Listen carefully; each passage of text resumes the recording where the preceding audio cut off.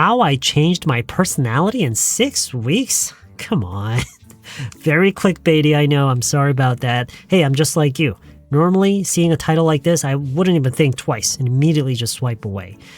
But then, taking another glance at it, because let's face it, it is a very intriguing title, right? I mean, isn't there a part of all of us that wants to change a certain part of ourselves? And also, it kind of reminded me of some of the questions that I've been getting from my viewers, English learners, who ask how they can become more talkative or how to talk to foreigners, how to become better at small talk, what they should talk about. And I think I've even had someone ask me recently how they can just outright change their personality. So it is a topic that it's a very intriguing topic for most of us, I think. Now, as clickbaity as it is, I decided to actually give it a read because it was actually published on BBC. I thought, okay, how bad could it be? And I think I learned a few things. Based on emerging research showing people can shift their core personal traits. Laurie Clark is actually the writer of this article, tried tweaking hers. So she, the author of this article, actually tried tweaking her own personalities. Okay, here's what happened. I'd love to know. So it wasn't entirely surprising when I scored higher than 85% of people on neuroticism in a personality test I took online. Neuroticism? What the hell is neuroticism? Yo, what the hell is what? Is this how you spell it? It's basically a measure of how you handle stress and how much you experience negative emotions like anxiety, anger, or sadness.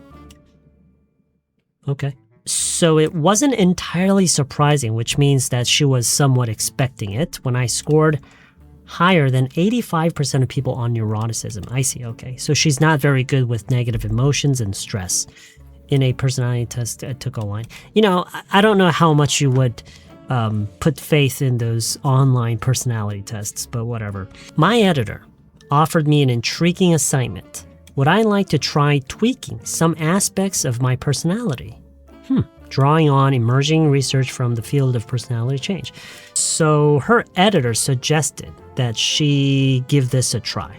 Field of personality change. I had no idea that there was an entire field of personality change. Okay. Psychologists have found that people tend to become less neurotic and more conscientious and agreeable over the course of a lifetime. Conscientious. What does it mean for someone to be shiz?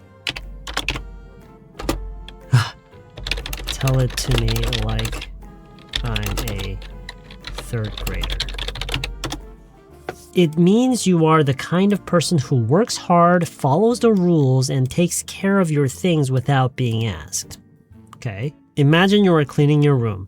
A person who is not conscientious might just throw everything under the bed to make it look clean.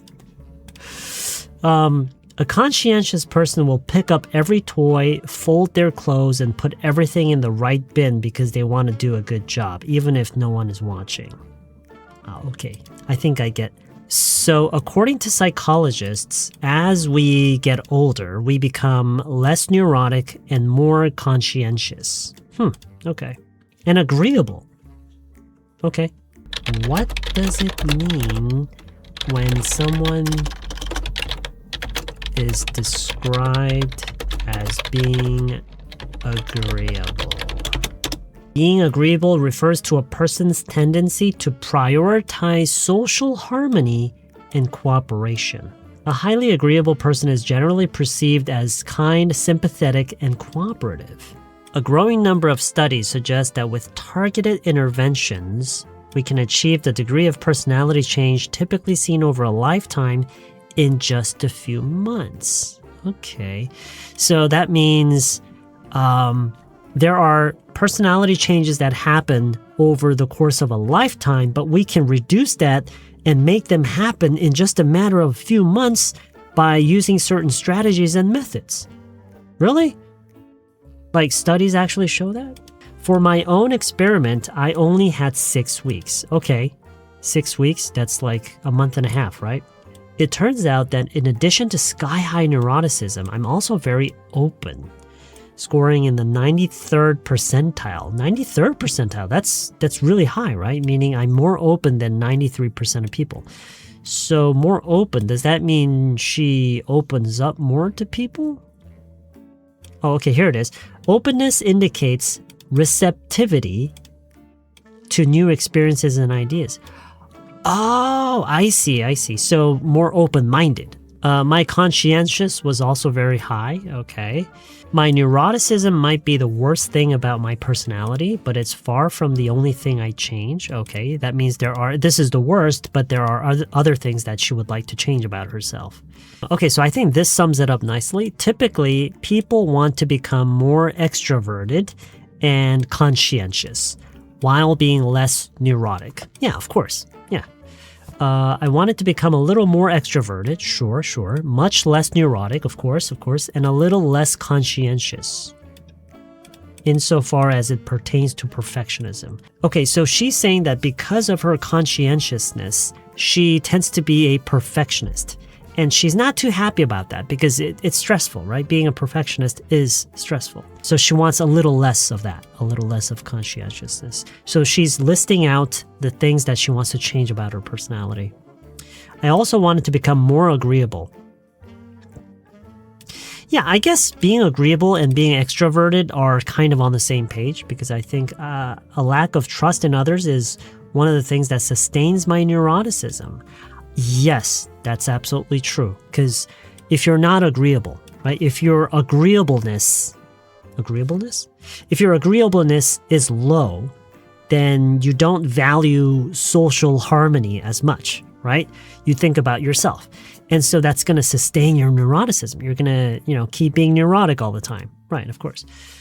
Conversely, a lot of people say they want to become less agreeable, okay, because they associate the quality with being a pushover. Ah, yes, right. So if you're agreeing to do things all the time, sure, it may seem like you're being a pushover. But I think increasing your agreeableness is, I think, a very important way to become an extrovert. Studies show that socially desirable changes to our personalities, okay, could transform our lives for the better. Duh! You need studies to show you that? Lower neuroticism and higher extroversion in particular are linked to higher life satisfaction. Yeah, of course. Who doesn't know that? All right, so I just found the list of things that the author, what was her name? Something Clark? Laurie Clark? Laurie Clark put together this list of things for herself to do. So this is basically her game plan in order to change or at least make certain shifts in her personality traits within 6 weeks. And this is her game plan. This is what I was looking for. Okay, so decreasing neuroticism. All right, how are you going to do that? Start to meditate daily. Really? Write a regular gratitude journal. Oh, I'm thankful for this. I'm thankful for that. Okay, what else? Try to counter a negative thought with a positive one. How? Or merely write the thought down and how it makes you feel.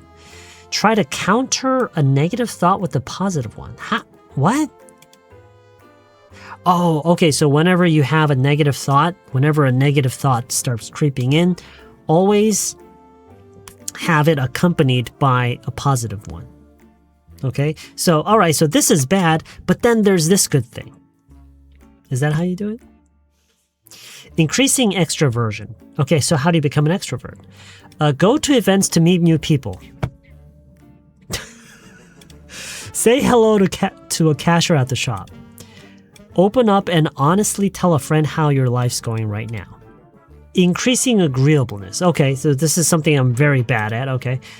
Do a small kindness to someone close to you.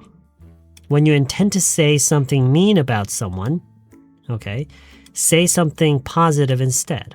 If someone does something irritating, come up with 3 external factors that might explain their behavior. Oh, okay, so if someone is behaving like an asshole, instead of just saying, what an asshole, you say, oh, they were just having a bad day.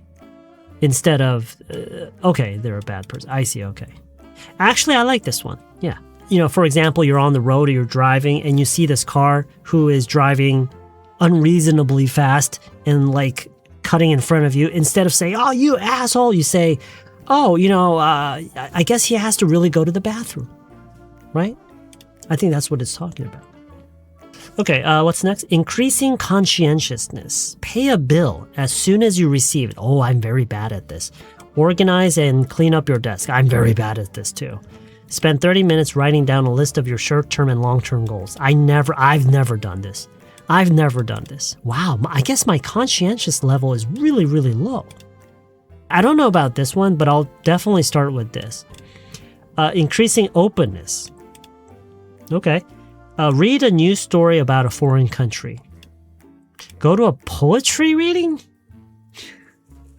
Visit a museum or gallery. I could do that. So these interventions rely on a mixture of adapting thought patterns and attitudes and testing out new behaviors. The overarching logic is, if you want to become somebody different, start thinking and acting like them. Put another way, fake it until you make it. Okay, so this is my favorite part so far in the entire article. I think this is totally right. Mimicking the behavior of the people that you want to become more like, and then eventually you'll find yourself becoming that person. Right? I mean, that's like, how else are you going to become a different person? I was frankly too afraid to try some of the activities. Yeah, of course, that's what it means to, step out of your comfort zone, right? Offer to get someone in line's coffee at a cafe. What? Offer to get... So you're actually paying for someone else's coffee at a coffee shop? What? It made me concerned that the target would think that I was clumsily flirting with them or covertly... Yeah, because how would you feel that if you were waiting in line for a coffee shop, someone approaches you and say, hey, can I get your coffee for you? I think it's going to be very, very hard for someone to get away with this sort of behavior without seeming like a complete freak. By the end of my 6 weeks of experimentation, I didn't feel radically different. Okay, realistic, right? She didn't feel like a completely different person, but I did feel pretty good. Okay, the moment had come to retake the test. The test meaning the personality test online. Early on, I sensed that I might evince some changes. Evince? Yo, what does evince mean? Is a formal way to say show or reveal or demonstrate something. Oh, okay. So early on, I sensed that I might evince some changes. In answer to a question about whether I was outgoing or sociable, I felt sure I would have previously disagreed. This time I had 6 weeks of unignorable data in front of me. Okay, yeah, right. Objectively, I had socialized, often with strangers, and had a not bad time. So maybe I was sociable after all. The researchers were right that acting in a certain way can change your perception of yourself. On agreeableness, I also hugely improved, shifting from the 50th to the 70th percentile. It seemed that thinking nice things about people had indeed made me more positively disposed to humanity. So the power of positive thinking, right? On neuroticism, okay, this is what she was mainly like the most worried about, right? I showed a marked improvement, dropping from the 83rd percentile to 50th. That's a huge drop. I stayed roughly the same on conscientiousness and openness. Okay, although she wanted a little bit less of conscientiousness, but she stayed roughly the same according to that test. And openness, okay? With even the most effective personality interventions, it's important not to overstate the impacts. Right, we have to be realistic, right? The greatest changes recorded by studies to date are huge by researcher standards. Of course. Is it huge from a layperson's perspective? Probably not, right? So the average person will not consider these changes very big. It seems, generally speaking, most people stay mostly the same. Okay, so that is the end of the article. Again, as you can see, very, very long article, but a very interesting read. I often never read these long articles, but this one was, for some reason, particularly interesting to me. I hope that you find it interesting as well.